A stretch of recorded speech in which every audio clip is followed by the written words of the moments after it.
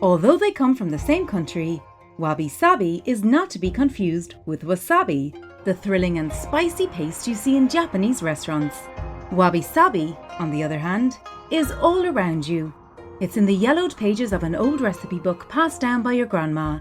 It's in the aged wooden floors of your ancestral home. It's in the freshly washed linen pillows. The wrinkled and imperfect fabric may not look glossy and smooth like silky satin, and that's its charm. Here, the relaxed and authentic look provides comfort and nostalgia. Think about the million-dollar celebrity homes that you see in an issue of Architectural Digest. Most of them are sleek, immaculate, spotless, symmetrical, with lots of glass structures and not a single pillow out of place. Everything is perfectly balanced. Is it really? On the face of it, yes.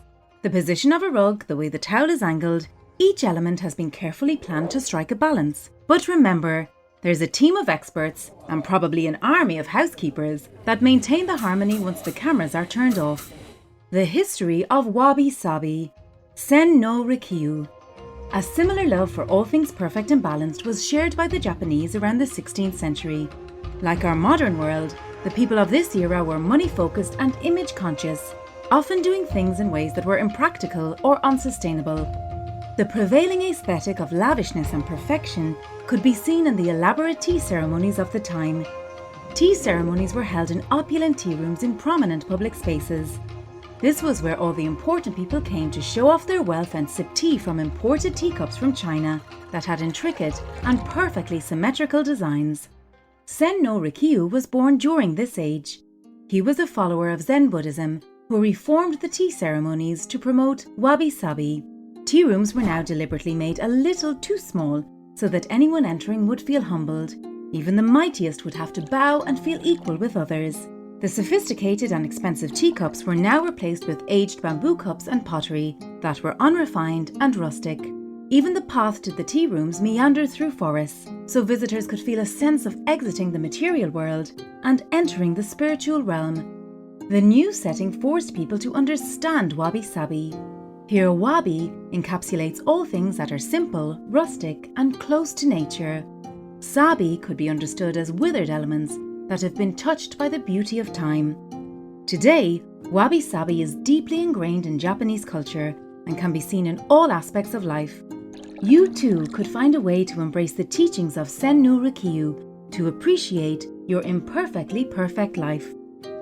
Letting Wabi Sabi into your life. Let's go back to the 16th century Japanese legend about Sen no Rikyu and his tea master, Takeno-jo.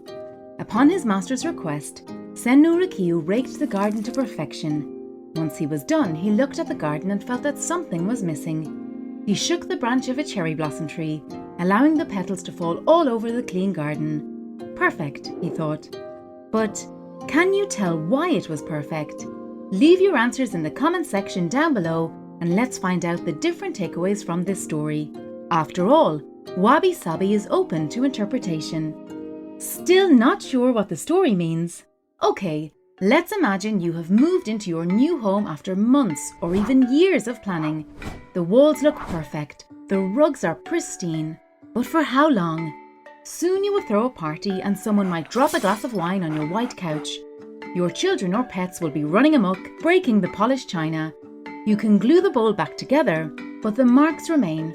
At that moment, would you scream, "Bad dog," at your whimpering pet who is just doing what all curious pets do?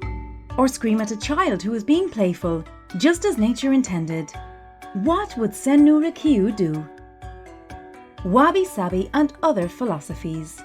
Wabi Sabi shares a lot of its ideals with other philosophies.